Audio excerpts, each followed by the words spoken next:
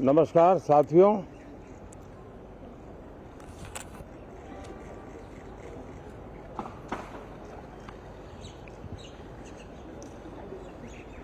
शीतकालीन सत्र है और माहौल भी शीत ही रहेगा।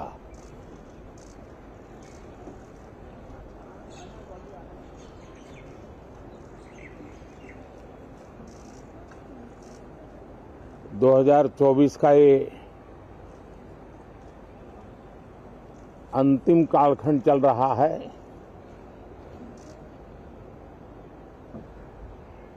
देश पूरे उमंग और उत्साह के साथ 2025 के स्वागत की तैयारी में भी लगा हुआ है। साथियों, संसद का ये सत्र अनेक प्रकार से विशेष है और सबसे बड़ी बात है हमारे संविधान के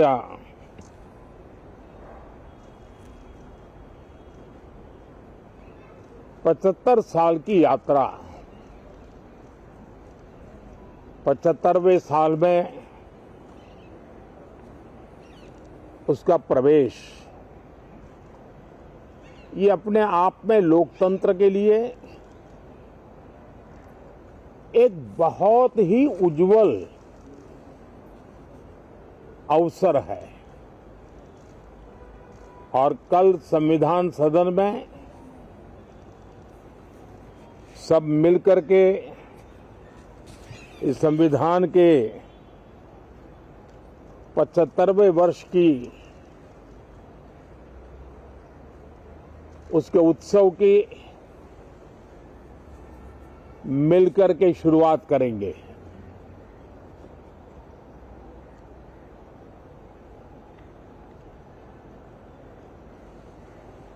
संविधान निर्माताओं ने संविधान निर्माण करते समय एक एक बिंदु पर बहुत विस्तार से बहस की है और तब जाकर के ऐसा उत्तम दस्तावेज हमें प्राप्त हुआ है। और उसकी एक महत्वपूर्ण इकाई है हमारी संसद। हमारे सांसद भी और हमारी संसद भी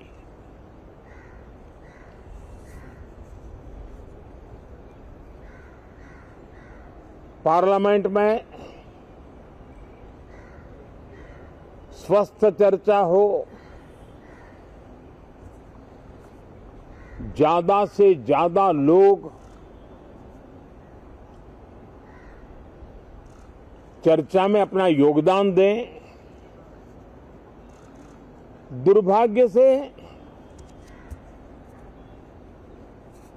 कुछ लोगों ने अपने राजनीतिक स्वार्थ के लिए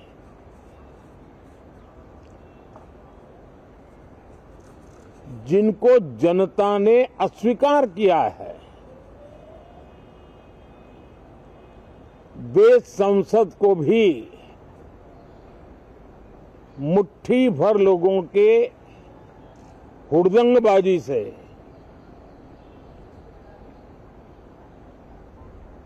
कंट्रोल करने का लगातार प्रयास कर रहे हैं। उनका अपना मकसद तो संसद की गतिविधि को रोकने से ज्यादा सफल नहीं होता है और देश की जनता उनके सारे व्यवहारों को काउंट करती है और जब समय आता है तो सजा भी देती है। लेकिन सबसे ज्यादा पीड़ा की बात यह है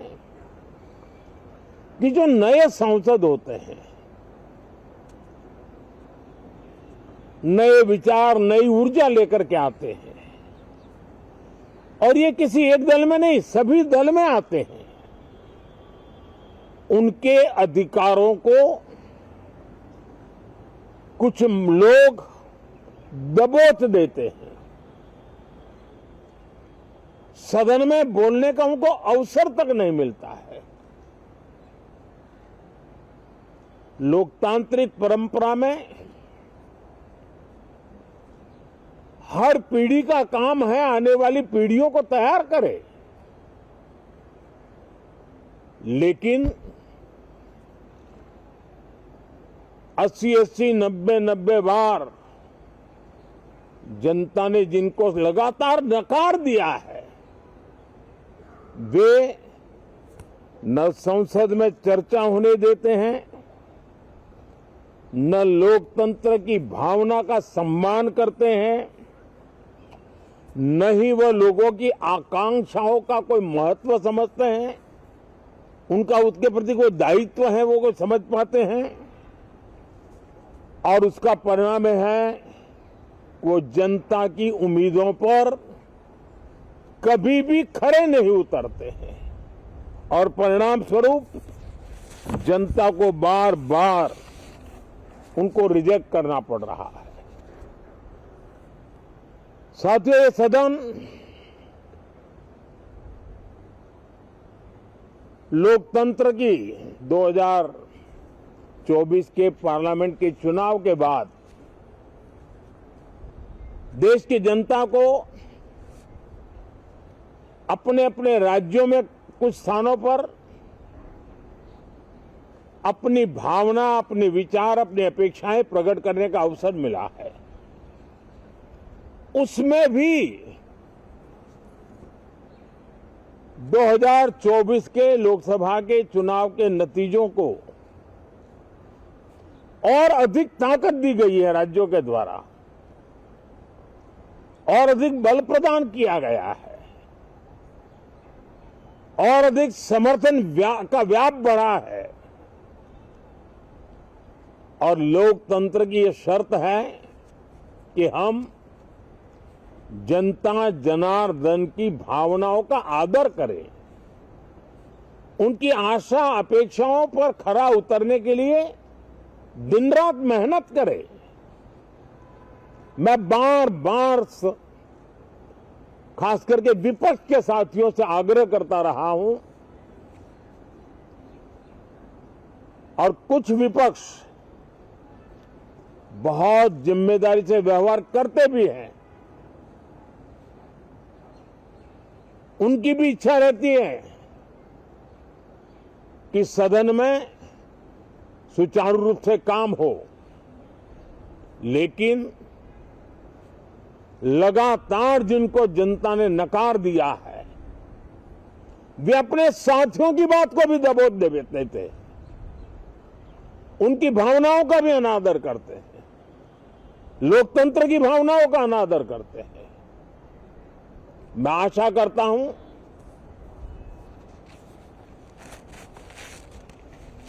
कि हमारे नए साथियों को अवसर मिले। सभी दल में नए साथी हैं, उनके पास नए विचार है,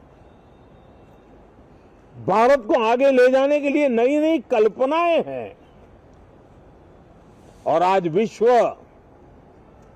भारत की तरफ बहुत आशा भरी नजर से देख रहा है, तब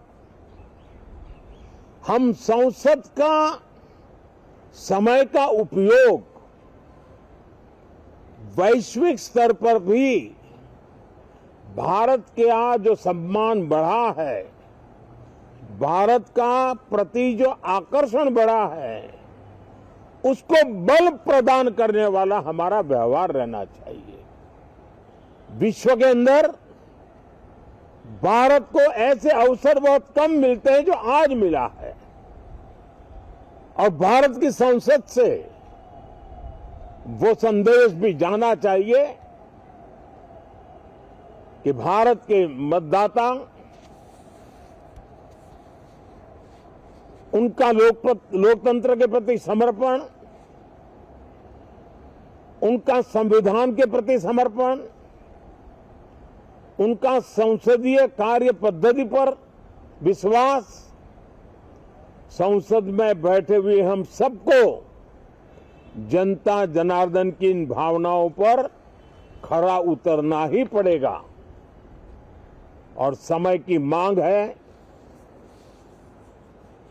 हम अब तक जितना समय गंवा चुके हैं उसका थोड़ा पश्चाताप करें और उसका परिमार्जन करने का उपाय यही है कि हम बहुत ही तंदुरुस्त तरीके से हर विषय के अनेक पहलुओं को संसद भवन में हम उजागर करें। आने वाली पीढ़ियां भी पढ़ेगी उसको, उसमें से प्रेरणा लेगी।